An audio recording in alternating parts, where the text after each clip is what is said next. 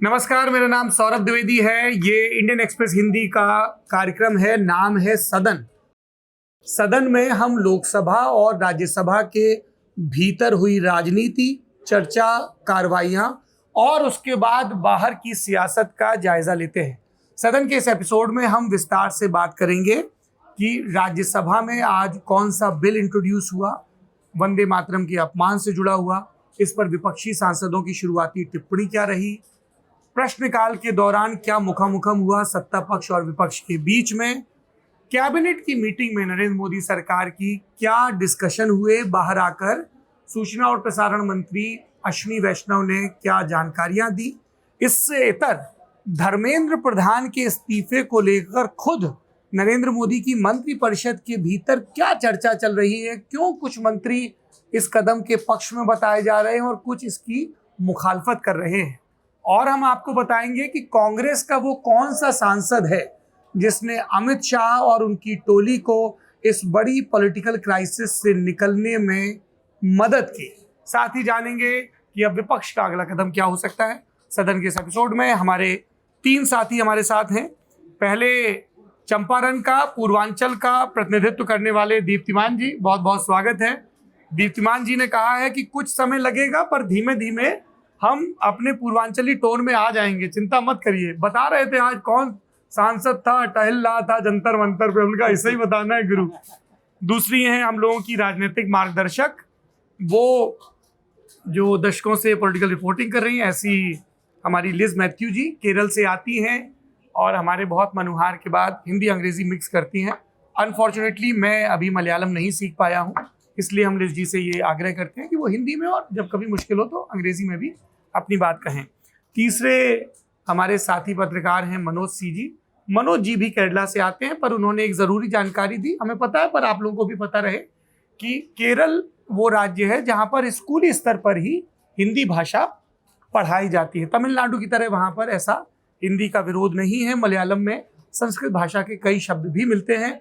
मेरा सबसे प्रिय शब्द है प्रेम के लिए स्नेह, यही शब्द इस्तेमाल होता है, और शादी के लिए कल्याणम।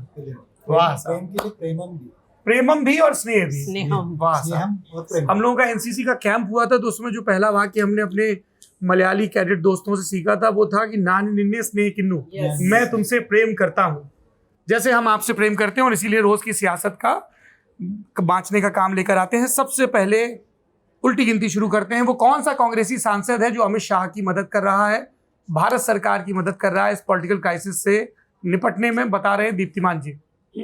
तो बेसिकली इसमें कांग्रेस के राज्यसभा सांसद हैं विवेक तनखा जी, जो कि काफ़ी क्लोजली सोनम जी से जुड़े रहे हैं, क्योंकि जब सोनम जी लेह में जो हिंसा हुई उसके बाद जब सोनम जी को नेशनल सिक्योरिटी एक्ट में गिरफ्तार करके जेल में डाल दिया गया, जोधपुर जेल में बंद थे जी, जोधपुर जेल में बंद थे, तो विवेक तनखा जी उनकी सारी जो लीगल लड़ाई है वो लड़ रहे थे। कपिल सिब्बल उनको रिप्रेजेंट कर रहे थे सुप्रीम कोर्ट में, और पूरा केस जो है वो तनखा जी मैनेज कर रहे थे। उस दौरान सोनम जी और उनकी वाइफ गीतांजलि दोनों से काफ़ी अच्छे संबंध हो गए उनके। और जब ये क्राइसिस हुई तो उस वक्त भी विवेक तनखा जी सोनम जी से लगातार टच में बने हुए थे। तो जब 20 जुलाई का जो उपद्रव हुआ और जिसमें लाठियां चली और हिंसा हुई, उसके बाद जो है सरकार जो है वो थोड़ी बैकफुट पे आ गई और सरकार चाहती थी कि जल्दी से जल्दी ये मामला जो है वो सुलझे, और सरकार वांगचुक से जो है वो बातचीत करके और उनका अनशन जो है वो ख़त्म करवाना चाहती थी। तो इसके लिए उन्होंने पहले तो उनकी वाइफ गीतांजलि से बातचीत करी। ओके। लेकिन सवाल ये था कि आखिर में बीच में दोनों साइड का ट्रस्ट कौन डेवलप करेगा और कौन जो है वो एक मिडिल ग्राउंड ढूंढ के निकालेगा कि जिस पे दोनों जो हैं वो सहमत हों कि हाँ ठीक है, वो भी मान जाएं, सरकार भी खुश रहे और सोनम जी भी खुश रहें। तो उसमें विवेक तनखा जी का रोल जो है वो बताया जाता है कि काफ़ी अहम रहा, जिसमें कि दोनों गीतांजलि और सोनम जो है वो लगातार उनसे सलाह लेते रहे और वो बताते रहे कि इसमें आगे कैसे बढ़ना है और क्या मिडिल ग्राउंड हो सकता है। और बीजेपी के सूत्रों का भी ये कहना है कि तनखा जी ने काफ़ी इस पूरे मामले में काफ़ी मदद की। हालांकि तनखा जी का कहना है कि उनको सरकार ने अप्रोच नहीं किया ये करने के लिए, वो अपने मन से जो है वो, क्योंकि उनको काफ़ी चिंता थी सोनम जी की स्वास्थ्य को लेकर, तो इसलिए उन्होंने ये पहल की और उन दोनों की मदद की ताकि ये अनशन जो है वो टूट सके। मैं इसके और डिटेल्स पे आऊँगा कि बीजेपी ने एक पहला ब्रेक थ्रू कैसे हासिल किया, क्योंकि बीती रात यानी कि 23-24 जुलाई की दरमियानी रात हम इंडियन एक्सप्रेस हिंदी के लोग सीजेपी के प्रोटेस्ट साइट पर और मंच पर थे, और हमारे इंटरव्यू के बाद जब सौरभ दास को ये खबर मिलती है कि सोनम वांगचुक ने अनशन तोड़ दिया है, तो लीडरशिप थोड़ी सरप्राइज भी दिखती है और उनका इंटरेक्शन भी बहुत लिमिटेड हो पा रहा था सोनम वांगचुक और उनकी पत्नी से पिछले 2 दिनों में। तो उनको कुछ वक्त लगा कि अच्छा इस पर फौरी प्रतिक्रिया क्या दें। अभिजीत दीप के साइट पे नहीं थे, उन स्वास्थ्य कारणों से वो कहीं और थे, तो उन्होंने एक वीडियो बनाया कि हम इसका स्वागत करते हैं। लेकिन ये पिछले 2-3 दिन से समझ में भी आ रहा था कि जो एक इनिशियल मोमेंटम उन्होंने 18 जुलाई से बिल्ड किया था कि वांगचुक का चेहरा आगे, उनकी टी शर्ट आगे, पर फिर उनको लगा प्रोटेस्ट काफ़ी बड़ा हो गया है तो हम उसके बिना भी आगे बढ़ सकते हैं, and that is why they are sticking to the core demand कि धर्मेंद्र प्रधान का इस्तीफा। एक चीज़ मैं दर्शकों को और बता दूं, विवेक तनखा की बात हो रही है, वकील हैं, जबलपुर से आते हैं, पुराना प्रतिष्ठित परिवार है। जब सोनम वांगचुक जोधपुर की जेल में बंद थे और कोई रास्ता नहीं निकल रहा था, तब ये विवेक तनखा और अमित शाह के बीच हुई मीटिंग ही थी जिससे ये सॉल्यूशन निकला कि ये लेह के प्रोटेस्ट के मामले को बहुत लंबा नहीं खींचा जाना चाहिए, क्योंकि मामला देश की सुरक्षा से जुड़ा है, चीन से बॉर्डर लगता है, संवेदनशील मसला है, कोई रेगुलर पॉलिटिकल मसला नहीं है, इसलिए इसको थोड़ा डिप्लोमेटिक तरीके से डील किया जाना चाहिए, है ना। लिज जी, क्या हुआ, बीजेपी ने कैसे मैनेज किया? एक तो हमें सिरा मिल गया कि विवेक तनखा के थ्रू बातचीत शुरू हुई, उसके अलावा और क्या पार्टी के भीतर क्या डिस्कशन चल रहा है इस क्राइसिस को लेके? टीवी पे कुछ पट्टी नुमा खबरें चल रही कि मंत्रियों को कहा गया इंस्टाग्राम पे एक्टिव रहिए, इंटरैक्टिव रहिए, रीलें बनाइए।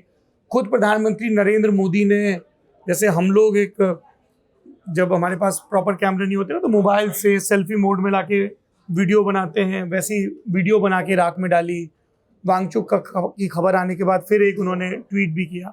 ज़रा बीजेपी के अंदर खाने की हमें पॉलिटिक्स बताइए इस क्राइसिस से निपटने के लिए। एक पहले इन्होंने, ये लोग बोल रहे हैं, एक मंत्री ने मुझे बोला कि ये जो अभी दीप्तिमान ने एक्सप्लेन किया है कैसे इनको विवेक तनखा ने मदद किया, लेकिन सरकार बोल रहे कि जो Sonam Wangchuk was in a mood not to ditch the students, this is the word they said, उसी मौके में इट वाज गीतांजलि अकमो सरकार के लिए बोला आप क्या ये हो ही नहीं सकते, आपने मंत्रियों को वजन दिया है, वो मंत्री आके आपको वो वजन को आपको ऑनर करना पड़ेगा, इसलिए आप ये हंगर स्ट्राइक तोड़ना ही पड़ेगा।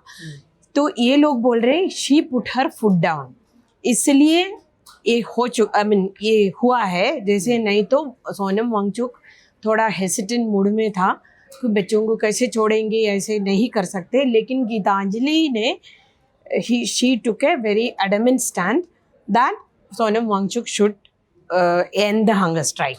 दैट एक पॉइंट उसी का एक स्टेप था जब गीतांजलि ने वो एक पोस्ट किया कि राहुल गांधी को प्रधानमंत्री के घर के बाहर जाके हाँ ये हो सकता है कि, लेकिन जो मंत्री ने मेरे से बात की उन्होंने ऐसे ने इसके बारे में बोला नहीं है, लेकिन इन्होंने बोला ये गीतांजलि की वजह से ही हो गया है ये, तो लास्ट मिनट में she put her foot down, इसलिए the word they use was put her foot down, तो दैट इज वाई इनको करना पड़ा। एक तो ये है। दूसरा अभी बोल रहे देखो अभी प्रधानमंत्री नरेंद्र मोदी जी खुद ये मामले अपने हाथ में ले लिया है, तो अभी कल रात को आपने जो भी देखा है उससे हमें पता, अभी एनीबडी कैन इन्फर दैट अभी प्रधानमंत्री जी ने ही ये क्राइसिस हैंडल कर रहे। एक एमपी मेरे से बोल रहे ये खुद वीडियो उन्होंने शूट किया है, जैसे आपने देखा होगा एक अमेच्योर वीडियो जैसे ही है, जैसे कि उनको इनके पास सारा है सिस्टम और सारा इंस्ट्रूमेंट्स भी है, फिर भी उन्होंने रात को ऐसे एक वीडियो निकाला, इसलिए कि उनको दो चीज़ें, एक तो उन्होंने खुद वो आई माई सेल्फ हम टेकिंग रिस्पॉन्सिबिलिटी टाइप ऑफ, एक तो दूसरा मैं सीधा आपसे बात कर रही हूँ, सीधा बच्चों से मैं प्रधानमंत्री ही बात कर रही हूँ, इसलिए उन्होंने ऐसा किया है। ये दो मैसेज ये लोग बोल रहे कि प्रधानमंत्री देना चाहते थे। तो अभी बोल रहे इसके आगे अभी प्रधानमंत्री जी, और अभी इसके बाद उन्होंने बोला कैबिनेट में होगा। जैसे कल सुबह जो ट्वीट किया है उसके आगे, जैसे जो भी हमें पता है, जो ट्वीट को सारे लोग मतलब सीजेपी का लोग बोल रहे थे we are Pradhan should resign, even then multiple steps were taken by the prime minister himself। इसलिए ये अभी ये इश्यू अभी विल गेट ओवर। सरकार मंडे से काम करेंगे। एक और बात बोल रहे, अभी तो बिल हो गया, कैबिनेट में क्लियर हो गया बिल। ये बिल एक सूत्र ने मेरे से बोला जब मंडे हाउस मिलेगा 11 बजे ही हम प्रेजेंट करेंगे। तो मैंने पूछा 11 बजे कैसे, क्वेश्चन आवर है लोकसभा में, तो हमने स्पेशल परमिशन लेंगे स्पीकर से और 11 बजे ही हम ये करेगा, ताकि ओपोजिशन को मौका नहीं मिलेगा कि ये फिर से उसी मुद्दे पर हाँ, वो बाधित तो करें। फिर जैसे कि बोला कि 12 बजे तक वेट किए तो उतना हो गया, इसलिए हम 11 बजे ही करेगा, सो दैट ओपोजिशन वापस आएंगे मुद्दे पे चर्चा करने के लिए कि बिल का हम टेबल करेगा। ऐसे बोला है, दैट इज उसका प्लान है अभी। तो इन्होंने बीएससी में डिसाइड करेगा क्या करना है, लेकिन अभी इनका प्लान यही है। तो इसके बाद ये लोग सोच रहे हैं कि ओपोजिशन की फेस लॉस होगा, डिस्कशन नहीं होगी, तो इसलिए कि हमने बिल भी ले ली अभी स्ट्रिंजेंट मेजर्स। वो जो मेजर्स अभी आज या कल सुबह तक बिल सर्कुलेट भी होगा, तब हमें पता चलेगी इसका क्या क्या मेजर्स है। एनीवे कैबिनेट मीटिंग के बाद मंत्री ने अनाउंस किया है बिल ला रहे हैं। इनका इतना है कहना है कि नोबडी अभी कोई है इनकी रेसिग्नेशन की बात नहीं कर रहे, रेसिग्नेशन अभी भी और रूल आउट कर रहे हैं अभी भी। अच्छा, क्या इस वजह से रेजिग्नेशन रूल आउट कर रहे हैं लिज की? उनको लगता है कि धर्मेंद्र प्रधान का इस्तीफा मांगेंगे तो कल को हरदीप पुरी का इस्तीफा मांगा जाए एथेनॉल पे, या नितिन गडकरी का इस्तीफा मांगा जाए, या मणिपुर के मुद्दे पर होम मिनिस्टर अमित शाह का इस्तीफा मांगा जाए? क्या हिचक क्या है? नहीं, ये पूरा पार्टी एक राय है, उसमें भी डिवीजन है, कुछ लोगों को लगता है कि कर देना चाहिए। कुछ नेताएं, मंत्री नहीं, नेताएं बोलता है कि एक ही रास्ता है, इनको रेसिग्नेशन देना पड़ेगा कि ये बच्चे ने इतना प्रोटेस्ट अभी सोनम वांगचुक से भी आगे ले चुका है, प्रोटेस्ट अभी कंटिन्यू हो रहे हैं, तो अभी एक ही रास्ता है कि हमें इनके रेसिग्नेशन देना। इसलिए कि आज का मीटिंग में क्या हुआ है, सूत्र ने हमसे बोला कि आज जब मीटिंग ख़त्म होने वाला था, मंत्री ने इनसे पूछा कि आप अभी 3 है आपका जो डिमांड, एक तो है कि नहीं पुनिटिव मेजर जो भी इनके से, वो तो सरकार ने मान लिया। कॉम्पेंसेशन के बाद इन्होंने पूछा है जो ये सौरभ और आशुतोष रंगा ने पूछा, हम जाके अनाउंस करें कि 1 करोड़ देंगे। तो इन्होंने बोला नहीं, रुको कि हम देख लेगा। तो उन्होंने अभी हमको बोला कि ये जो 20 लोग की बात कर रहे, उसी उनकी डिस्ट्रिक्ट में डिस्ट्रिक्ट मजिस्ट्रेट से रिपोर्ट देने के लिए बोला है। तो उनको पता करना है कि ये सच ऑन केस तो जेन्युइन केस है कि हाँ लीगल। तो ये एक बात है कि ये बोला कि लीगली हम 1 करोड़ या जो भी अमाउंट वो देने के बाद कोई कोर्ट गए तो हमको इसमें भी हमको एक्सप्लेनेशन देना पड़ेगा, इसलिए हम देखेगा इसमें कौन कौन सा रोल के हिसाब से हम जा सकते हैं। दूसरी तो इसके तीसरी डिमांड है इनकी रेसिग्नेशन। ये मंत्री 2 बोला कि हम ले नहीं सकते, हम कहीं भी नहीं सकते कुछ इसी के बारे में, हम जाके जो हमारी पार्टी में जो सरकार में डिस्कशन करके 24 घंटे के बाद आएंगे। तो ये लोग बोला कि ये नहीं होंगे तो हम चलेंगे संसद, चलो मार्च लेंगे। तो इन्होंने बोला आप अभी मत बोलो कि हम संसद मतलब मार्च ऐसे कल से होगा, ये रेसिग्नेशन नहीं होगे तो आप बोलो कि हम फ्यूचर कोर्स ऑफ एक्शन हम बाद में हमारे डिस्कशन इंटरव्यू होगा। में भी उन्होंने यही बात की। हाँ, जी। लेकिन ये रेसिग्नेशन के बारे में ये लोग बोल रहे, देखिए आपको ये सरकार एक तो मानेगा नहीं, ऐसे कोई भी एक रेसिग्नेशन दिए तो सबको रेसिग्नेशन effect। देने की बोलेगा कि बोला कि गृह मंत्री से बोलेगा हम करें, आप करें रेसिग्नेशन। तो अभी कुछ मार्च इधर चलेंगे तो हम इसी प्रोटेस्ट का मार्च में या 1-2 दिन का हंगर स्ट्राइक में या 20 दिन का हंगर फिर वो एक स्ट्राइक में परमानेंट होगा। जी। एक दूसरे ये लोग बोल रहे कि एक राहुल गांधी को मॉरल विक्ट्री भी होगा। हम क्यों ऐसे राहुल गांधी को मॉरल विक्ट्री क्यों दे रहे, वो भी उन्होंने मानना शुरू किया। जो भी जितना भी चांसेस था वो भी जब ओपोजिशन ने मौका जब उठाया तब से ये जो भी उनका चांसेस हो प्रोस्पेक्ट्स था वो खत्म हो गया। ठीक है। मनोज, कांग्रेस लगातार इस मुद्दे को लेकर मुखर है, कांग्रेस विपक्ष, अब what next from their point of view? देखिए, कांग्रेस और विपक्ष के तो दोनों हाथ में लड्डू हैं। ये जितना दिन ये खींच ले ये प्रोटेस्ट तो भी उनके लिए अच्छा है पॉलिटिकली, और ये रेसिग्नेशन हो जाता है धर्मेंद्र प्रधान का या उनका कोई मिनिस्ट्री रिशफल हो जाता है तो भी उनके लिए अच्छा है।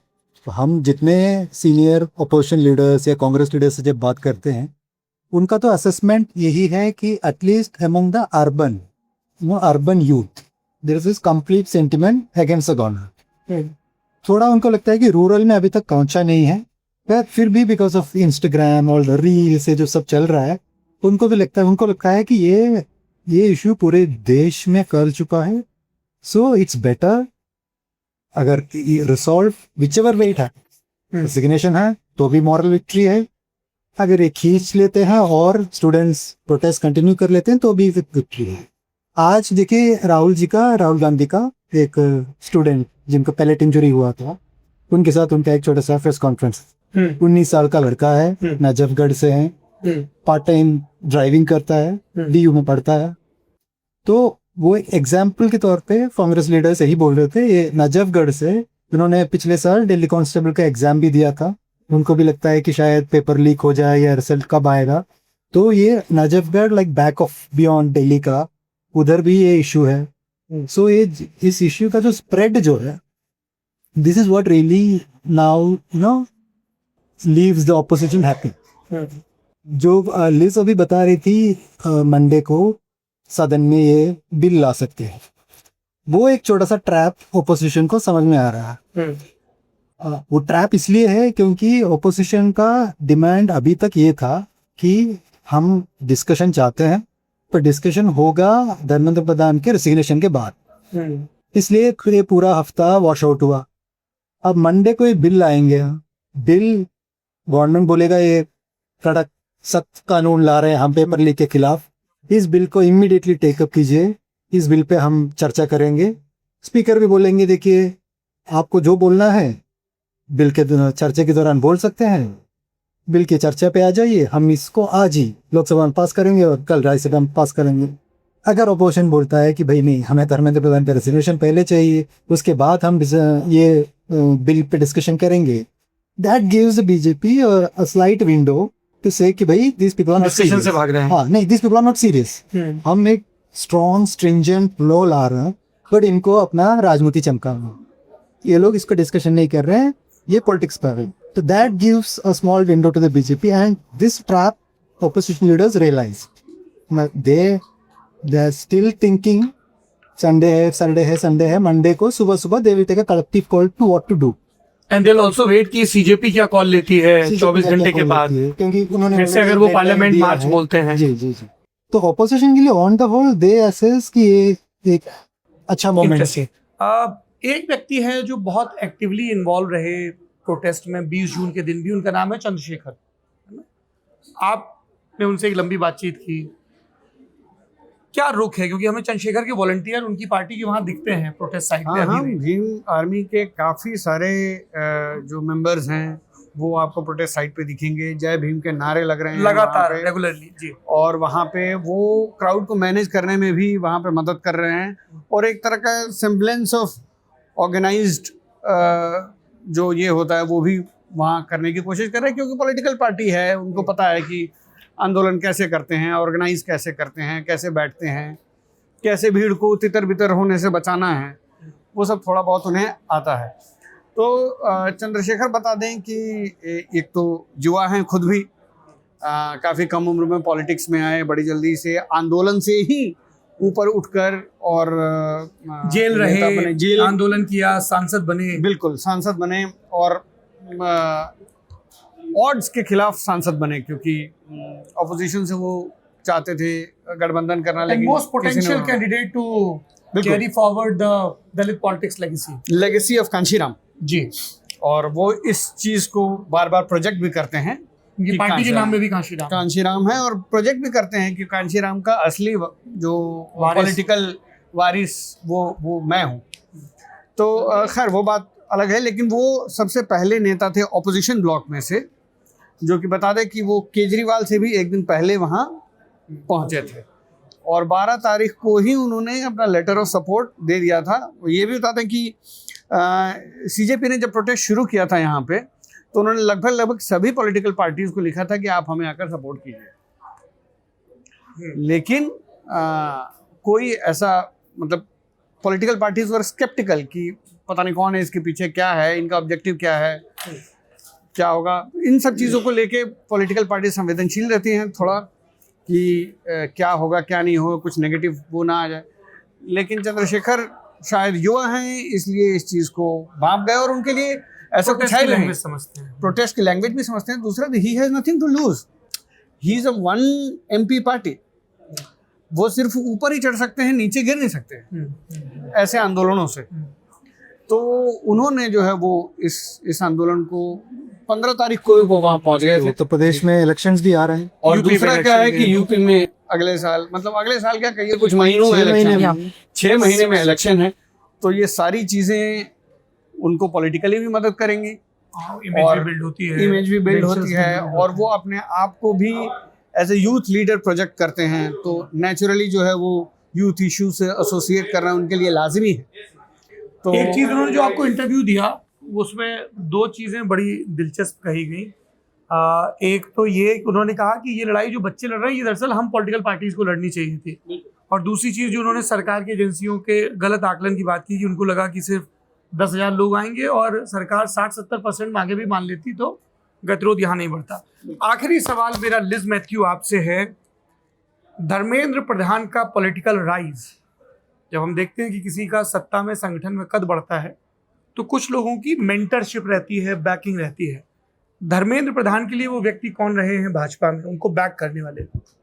धर्मेंद्र प्रधान सब जानते हैं, वो अमित शाह जी से बड़ा खास क्लोज है। तो लोग इस सरकार में हमेशा वो अमित शाह जी की जो ऐसे में I don't know whether I can call it a camp और समथिंग, बट ये उनसे क्लोज था, हमेशा कोर ग्रुप में है उनके जो उनका जो कॉन्फिडेंशियल, भूपेंद्र यादव या और धर्मेंद्र प्रधान, हिमंत बिश्व शर्मा, विनोद तावड़े, ये 4 लोग तो ये, हाँ, ये सुनील बंसल। ऑर्गेनाइजेशन आप देखिए, पार्टी बीजेपी में ऑर्गेनाइजेशन की बात किए तो जो भी ऑर्गेनाइजेशन में खास लोग हैं वो थोड़ा अपना प्रॉक्सिमिटी अमित शाह जी से रहता है। तो सरकार में होगा कि प्रधानमंत्री जो भी डिसीजन है वो इट्स ओनली प्रधानमंत्री, लेकिन पार्टी में अमित शाह जी का है ऑलवेज, उनका इन्फ्लुएंस थोड़ा ऑलवेज हमेशा। जो भी पार्टी का प्रेसिडेंट है, जब नड्डा जी थे तभी वो, अभी नितिन नवीन जी है अभी भी, उनका इन्फ्लुएंस थोड़ा हमेशा वो मेंटरशिप टाइप रहता है। अमित शाह से पहले वो अरुण जेटली का जिक्र नहीं कर रही है लिज। एबीवीपी का सारे हमें पता है पार्टी में कैसे थोड़ा बताइए आप, इतने सारे क्या ये इंडियन एक्सप्रेस के व्यूअर्स हैं, इनसे कुछ नहीं छिपाना है, बताइए। नहीं हम नहीं, मुझे जानकारी नहीं है उसका ये, लेकिन एबीवीपी का जो भी है, यहाँ मैंने मुरादी की जब वाजपेयी साहब 13 दिन के पीएम थे, ये तब से पॉलिटिक्स कवर कर रही है। लेकिन हाँ, सबको पता है ना, जो लोग सारे अमित शाह जी की कोट एंड कोट कैंप में है वो कहाँ से आ गया, सबको कहाँ पता से है। आ गया? इन जिसके नाम जिनका आपने ले नाम लिया आपने अभी तो लिया है। अभी तो नाम लीजिए। अरुण जेटली जी की खास लोग थे ये सब लोग, अच्छा। जो यंग लीडर्स की तरफ अरुण जेटली जी ने उस सबको भूपेंद्र थोड़ा यादव, mentor कर रहे धर्मेंद्र थे। प्रधान। Yes, Bhupendra Yadav because of young leader और आल्सो लीगल जो अधिवक्ता बैकग्राउंड है परिषद में इसकी। थे। यस या एबीवीपी का पूरा भी उनके साथ ही था पूरे शुरू में। चलिए, ऑन दैट नोट, जिनके नाम नहीं लिए जा सकते उनके भी नाम लिए जाएंगे। ये इंडियन एक्सप्रेस हिंदी का कार्यक्रम है सदन। जब जब सदन चलेगा तब तब हम भी आपसे मुखातिब होंगे। शूट हम भी रात के 8 बजे कर लेते हैं राष्ट्र के नाम संबोधन की तर्ज पर। रिलीज जब हमारे प्रोड्यूसर दीपक तेनगुड़िया करते हैं तब। इस पूरे कार्यक्रम के बारे में आपकी क्या राय है जरूर बताइए। हमारे विद्वान साथी पत्रकारों की टिप्पणियों से आप कितने सहमत असहमत हैं ये भी बताइए। और किन मुद्दों पे सदन के भीतर बाहर चर्चा होनी चाहिए इस पर भी जरूर बताइए। देखते रहिए इंडियन एक्सप्रेस हिंदी।